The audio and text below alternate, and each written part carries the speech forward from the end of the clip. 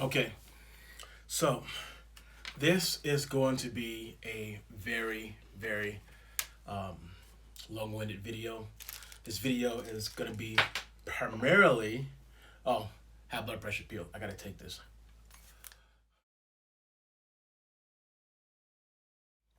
It's a long story. I'm not getting into it, but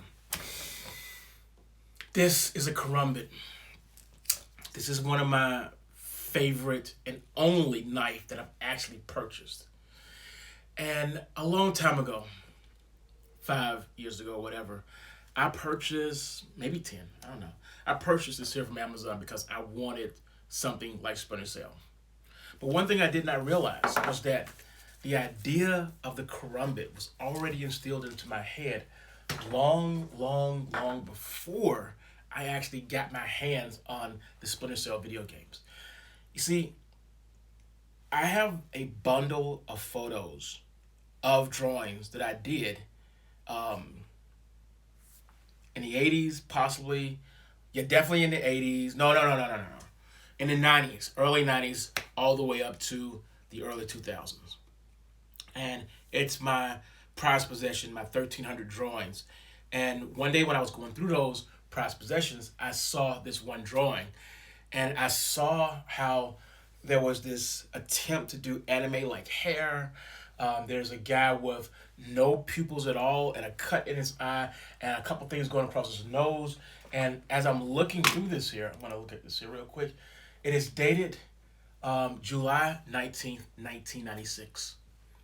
When I saw that a couple of years back, it hit me that that was not my style of drawing. I drew that, but that was not my style of drawing. And my signatures on it and everything. When I realized I was trying to emulate someone or something. And as I looked into it, it took me a while to actually to get into looking into what I was seeing because I'm showing you a picture of it. But I was like, what was I trying to get to? And then I remembered my drawings of my angel.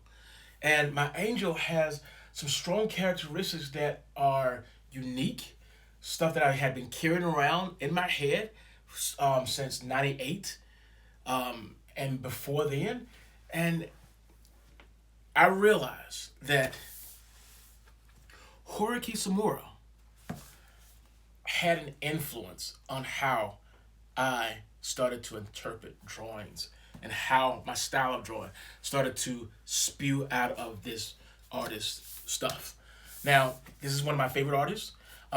With that image that I saw, that I'm showing you, I turned around and said to myself, I remember that comic book. I remember before that comic book came out, when my coworkers at Books A Million, his name was Dale. Dale came to me and said, hey, I know you're into comic books. Dark Horse just did some kind of contract with an artist in Asia, and they're gonna bring his stuff over to the U.S. and it's gonna be really cool. They made a really big deal about it because he didn't want his stuff mirror image. He wanted everything dissected, cut and pasted properly. And if you look here, this is in color. The comic book cover was in color. The inside of the comic book was actually black and white. It was very bloody, very gory, but it was really interesting stuff. And he knew I was tired of the X-Men because X-Men had been around since I was a really small child. And the sad part about the X-Men is it wasn't new. It was just I'm jumping into the story to try to figure out what the history is, blah, blah, blah. This was you starting from scratch, at least from a base and moving on up. And also, that's one of the reasons why I kind of really liked classic X-Men. Because classic X-Men reprinted the old X-Men, which was kind of nice to see how they evolved over time. It was just an interesting thing. So like I said, my drawing influences kind of subconsciously got pulled from this guy here. Even this purchase of this little 12-ounce cup has a little bit of influence because this guy didn't just draw. When you look through his stuff, you'll see that his body proportions were sometimes elongated, very similar to my angel that I draw a lot. We used to draw a lot, and I don't draw as much as I should. But at the same time, you can see in this guy's art that he A, new anatomy. B, he had this whole thing with a spinning weapon or spinning weapons with an S. And this is not the first time I've made this video. I've had um, three other videos before this one here. And each time I turn around and I use these two to do some very dangerous things. And I'm saying to myself, I've did this 3 times already. Should I do it a 4th time? Will the 4th time be the time that I screw up and strike my 4K monitor or strike my iPad? And I think I'm not going to do that. I think what I'm going to do is I'm going to roll that beautiful beam footage right there, or knife footage right there, so you can see what I'm talking about, because it was all kinds of issues with this video. One of them was the audio had screwed up, but yeah, that's me doing my thing. The Karumbit itself, the purchase, was partially influenced by this artist because the main character used a lot of alternative knives and blades that were oddly shaped. They were curved items instead of just straight blades. And some of them were spinning. And the main characters are Manji and Ben. I think her name is Ben, I believe her name is. Is it Ben? Ben. I think it is Ben. B-I-N. In this comic book, you actually see her come to the main character, the male character, and say, "Hey, Manji, I need your help. Someone killed my family. I want to, the classic. It's the classic story. It really is the classic story." But as you go along, you see that this guy is drawing flowers in weird places sometimes. Like there's a picture of the main female, and you can always tell it's her because she has this like little jade, or like a red jade hair piece that she always has in her hair. You can always tell it's her.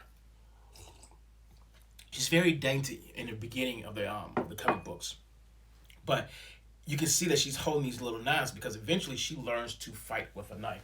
What the heck is? Oh, there it is. Now, another characteristic of this comic book was Manji had a habit of fighting with a knife in his mouth all the time. If it wasn't his knife that was in his mouth, it was his pipe. If it wasn't his pipe that was in his mouth, it was a chain. So you'll get a chance to, and I'm going through a couple of drawings here, and the reason you see this rattiness here, and the reason I'm not opening up the book, mainly because I've done this a couple of times, but another thing was I was supposed to pull this book out and go through this beautiful book in spring of some year and really just show it off. And I was supposed to be at work, and I had these things already in there, and I was just going to go through those pages and talk about those pages. That's not going to happen in this pandemic. It is winter. So the main female character, she needs help. She really and truly wants someone to avenge her family. There is one guy that I will not talk about in the comic book who is not seen much here, but I will show at least an image of this person with 2 humps. He is very important to the comic book, and if you ever read the comic book, I don't want to spoil it for you because that guy is probably one of the coolest bad guys I had ever seen in my entire life. Okay? The coolest bad guy I ever seen in my entire life. And I was like, you walk around like that? And the answer is yes, that is the way he walks around. So, the next image that I'm showing you is a picture of the main character. He has a oddly shaped blade in his hand with his finger going through it, and literally he just spins this thing around. It's so cool. Not every single page in this book is actually in color, but when he does do color, the actual artist, you will see that he's using canvas, and he uses a lot of red because there's a lot of blood. It's one of the things that I love about this guy is these really nicely staged scenes. And sometimes the scenes would be extremely exotic, like there was a lot of action into it. And Unfortunately, not everything was in color, but if you did get a chance to see that it was in color, it was just amazing to see. And I'm over here and I'm looking at page 28 again. We got those flowers all over the place. Believe it or not, maybe 5, 6 years ago, I was known for drawing flowers repeatedly. And you can see that I even have like a little book over there where I've got like flower drawings in there. I will definitely show you some of those flower drawings over here. But as the book goes on, and this is just an artist book. When I first saw this on Amazon, it was like I think $30, 39 or something like that to actually get your hands on it. I let the time expire. I was thinking about getting it. I was probably low cash at the time, and I did not get it. I'm very sad that I didn't get it. But I turned around and found someone who was selling one that was in slight scratch and dent condition, out of the bag, out of the wrapper for $20. And you know me, I'll buy anything for $20. I just will. So the next page that I'm going to be highlighting is page 36. Page 36 is basically one of the gangs that the main character, Manji, had to fight. Now, Manji is very unique because he is missing an eye. Not both eyes, but just one eye. But he also has bloodworms inside of him. And these bloodworms give him the ability to have his arm cut off during battle. But as long as he can get his hand on that arm and get it back into a close position, the bloodworms will reattach themselves and it'll basically re-heal him. Similar to Wolverine, but not exactly like Wolverine. He is cursed. The bloodworms are transferred from blood by a person either ingesting or getting the bloodworms in their blood. And the weird thing is, he is cursed to live the earth and do whatever, until he thinks that he has to kill 1,000 bad men. Again, classic story. Classic story. The beauty and disgustingness of the attack. It's one of the things that I loved about this comic book. One of the things that I saw was just absolutely amazing is the beauty of him slicing through people. There's sometimes a fish, like a koi fish, popping up in the middle of him slicing and dicing people. And you can see that while I'm trying to emulate what I visually saw this guy draw, you can see me try to emulate it in my drawings. Now, I never got into, and when I say emulate that, I mean the slashing of people, the heads being cut off. The flowery design, I don't think I really combined the two ever. That could be a consideration in the future to have some kind of combination of a flowery, grotesque yet beautiful slashing scene. But anyway, I do see on page 52 a little bit of an influence with the elongated body and the stretching of the head. In one of my angels that I've done, really, I don't think I can go into. I don't want to waste your time just yapping about this here because apparently I've done this here so many times. But I just love the absolute beauty of this comic book. It's gonna be on the shelf here because that's another thing that I'm doing. I am slowly getting some of my better books that I have at the office, and I'm bringing them home. I'd rather them be here than at the office because they're not serving me any purpose being there.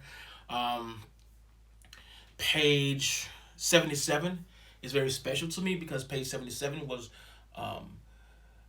when I was really young and I was starting to draw on my own. The first Asian-like drawing that I drew was very similar to page 77. It was a guy with one of those hats, one of those big hats, so that he could keep the rain off of his head, and he had like a pole or something like that. Very heavily influenced me as a child because I had saw this image in a library at school, and it was about Japanese art or something like that. I can't recall why I found that book, but I must have been looking in the periodic stuff for that. And I think I'm gonna try to cap it and end it on this here because I don't want this to be a 30-minute video. Page 78 and page 150 are the exact same drawing. One has been given the color treatment, the other one has not. This is why I love this artist. His black and white was good. It was good enough to be printed and loved in a comic book. But when you added color to his stuff, it did a lot more extra. And if you look at all my drawings, you will see that I do stray away from using color. If I use color, I'm using a little bit of color, and usually I'm using red because the three strongest colors in graphic design: black, red, and white. Those three colors are jarring to the human eye. When you combine all three together, it is a very powerful image or color palette. So when you see me draw one of my characters, Benzu, from July 4th, 2000, you will see that I literally just wanted a touch of red. And I'm subconsciously being influenced by Samura. So I don't think there's anything else that I can really tell you or show you except for page 81. 81 is that bloody, gory, beautiful style that is a swastika. Unfortunately, he did use the religious symbol. And even when they turned this into a comic book, not comic book, a anime, I think they kept it. But when they turned it into a movie, they turned around and changed the symbol a little bit because they didn't want to get into politics and stuff. So that is all I got to say, except for it took me a while to remember that I had these comic books. And I actually have a stack of these comic books back home in Birmingham. And they're in the box. And I don't know if you guys who are, left home still have a box at home, but there is a box with not playing cards, basketball, football, and baseball cards, comic books all wrapped up in paper with hard backs, perfect collectible little items. So that was me sharing with you some art, some of my drawings, some of Samura drawings, and Blade of the Immortal, one of the comic books that I really enjoyed while I was working at Books A Million. Dale told me about it, and I was like, I'll give it a shot, and it was like $1 and something. Like, it was less than $3. I think it was less than $3, and I was very willing and happy to buy those directly from the store. So, I was very happy about those purchases. Yeah.